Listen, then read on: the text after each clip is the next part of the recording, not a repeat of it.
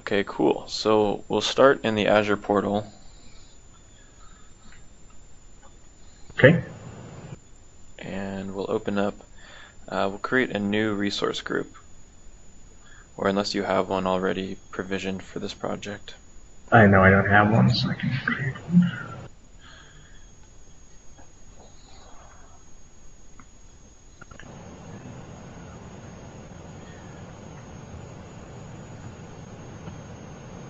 Right. And yeah, put it someplace.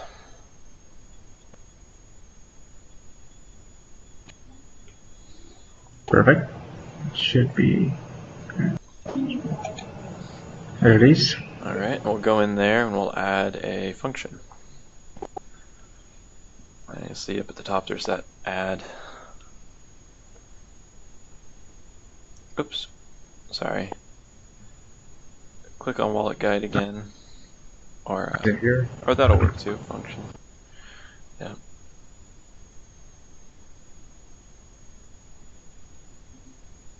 Okay. Should be the first one. Yep.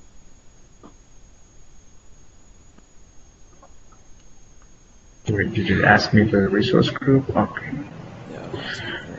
Have name, WalletGyde categories.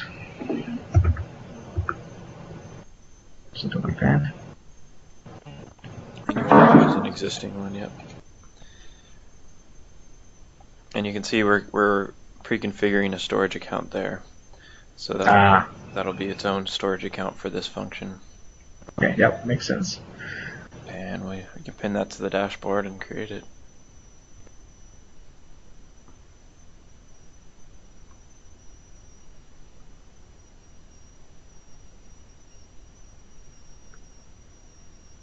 Great.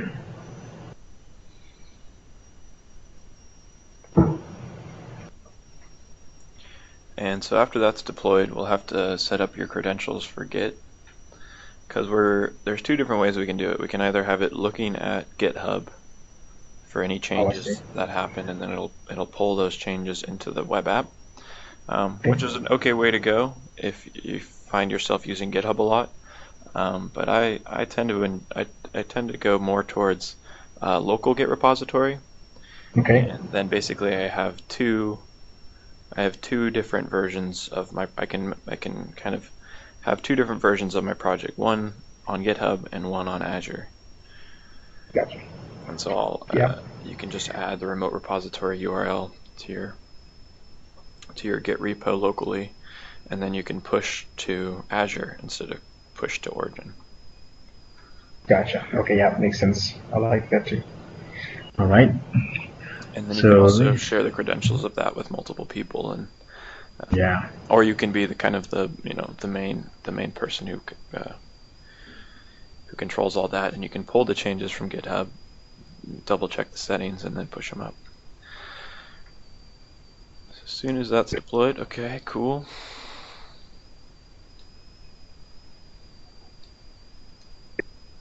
It's almost getting done.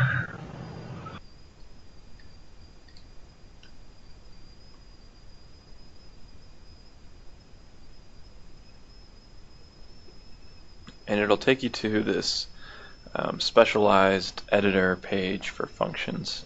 You've probably seen this before, where you can go in here and you can just create functions right from the Azure portal. Yeah, I've seen this. But instead of that, we're going to go into the function app settings down in the lower left. Configure app settings. Yep, and then we're going to go to app service settings under manage.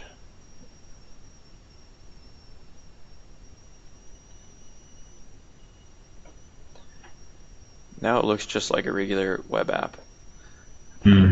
So it's in there. You can see the app settings and the authentication and authorization. What we're going to do is deployment credentials under deployment. And in here, you're going to come up with a username and password for the deployment, which you'll need when you commit from your local repository. So I do something like my name and then a password that I will remember easily.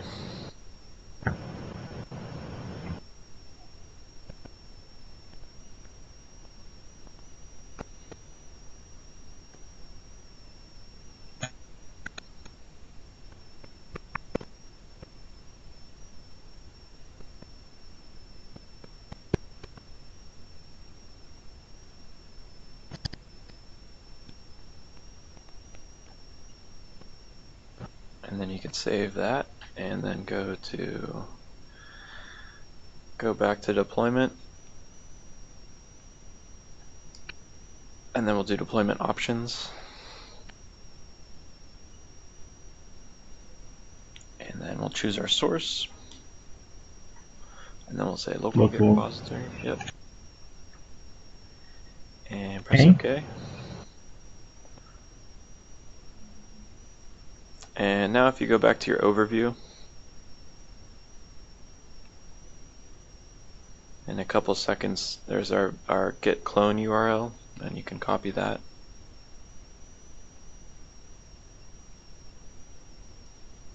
Okay. And then we'll go to our git command prompt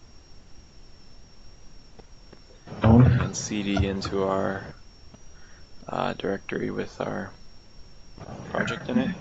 So it might be under Documents, Visual Studio, or you've got it under source repos. Yeah. So do we have to go into this guy here where we have the function? Yep, exactly. Right where your git ignore is.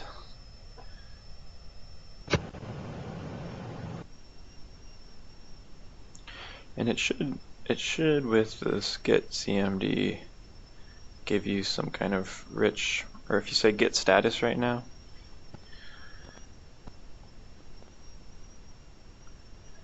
okay, cool. And maybe git pull origin master. I guess you are up to date, so you don't need to do that. And then if you do git remote, you should just see origin. Yeah. And then we'll do git remote add Azure. And then we'll paste in that URL, that git URL.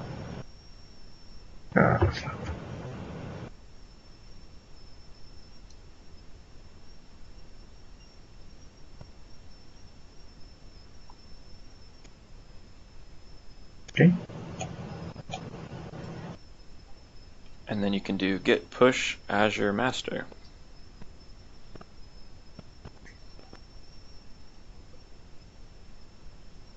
This is that FTP password, I'm assuming. Yep.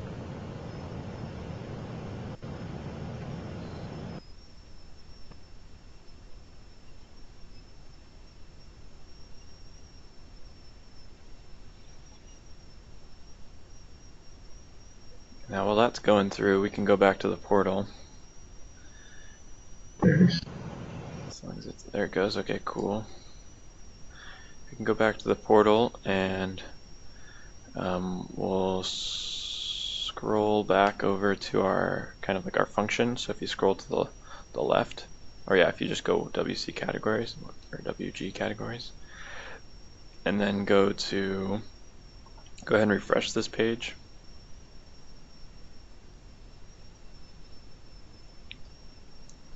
We should see our new function in there if everything pushed through by now. Takes a couple seconds. Is it there yet? Not there yet.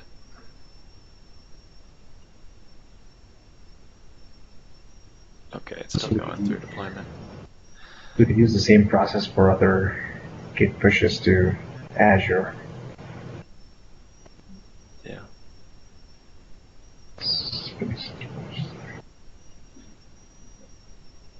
Yep. Cool. Alright, now let's refresh that.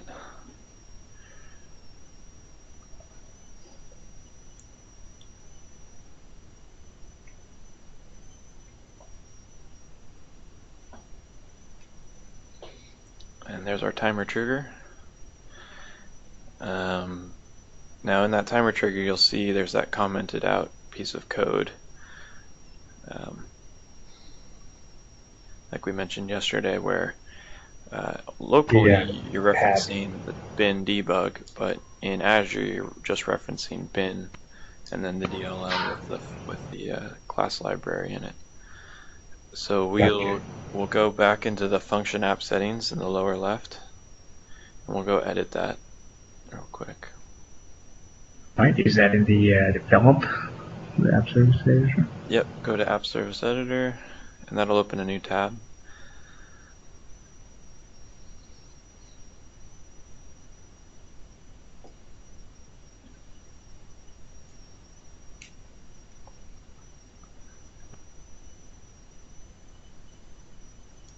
there's our run.csx, and we can comment out that one and get that one back. Yep. Auto save. Yep. Yep, it'll save that. You can close that now if you'd like. Or yeah, Okay. and then go back to the other tab. Yeah, sorry, that thing's in the way.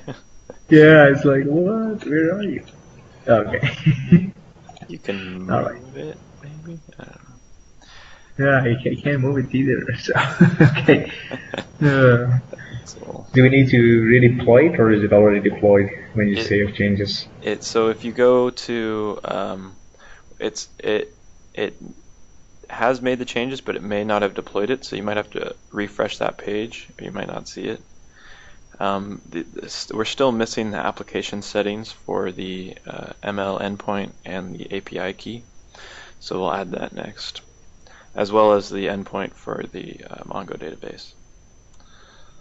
So you did took it up, right? Yeah. Yeah, so Yeah, okay, cool. Changes. That's good. Now we'll go back to function app settings.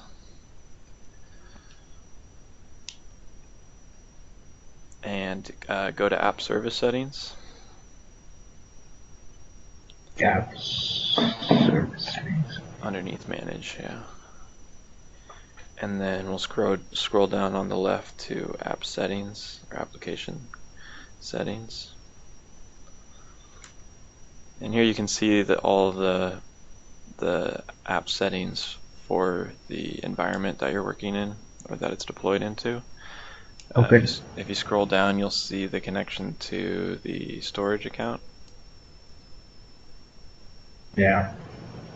But we'll also need to add those app settings from that file we opened a second ago. So we'll go back to Notepad++ and grab that API key, that ML endpoint. So we need both, right? API key or key. Yeah, we'll need all three of those.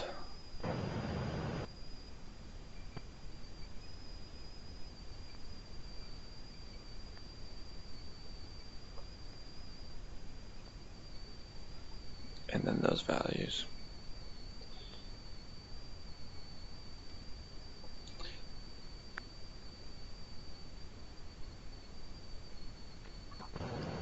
Yeah, and we don't want to grab the quotation. Yeah, cool. Did I grab the quotation? No. No, it looks like you did a good job and missed it. I sometimes make that mistake and then go back and... Oh yeah, I know, yeah. There's like a space somewhere or something. I know, yeah, it's always one of those little things that catches. Alright, API key, I guess here is where that is. Then we can save that. And then we can scroll to the left back to our function. There's like a blade back to the left. Yeah, exactly. This guy here. Dashboard or see how there's the scroll bar on the bottom of your window of your browser? Oh, is this one? Yeah, you can just scroll to the left. Oh yeah, sorry. It's just like kind of behind. Yeah, exact. Yeah, the other way. Yeah, gotcha. Kind of confusing, but yeah, kind of makes sense. I think it would have been better if they put the development stuff on the other side, because it seems like you have to do all this stuff anyways. So now if you go to the timer trigger,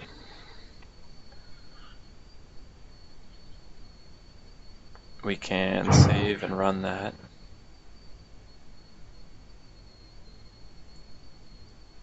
And we can look at there it goes. Okay, let's see what it says. Timer starting. Might want to clear the logs just so we have a nice clean page to look at. All right.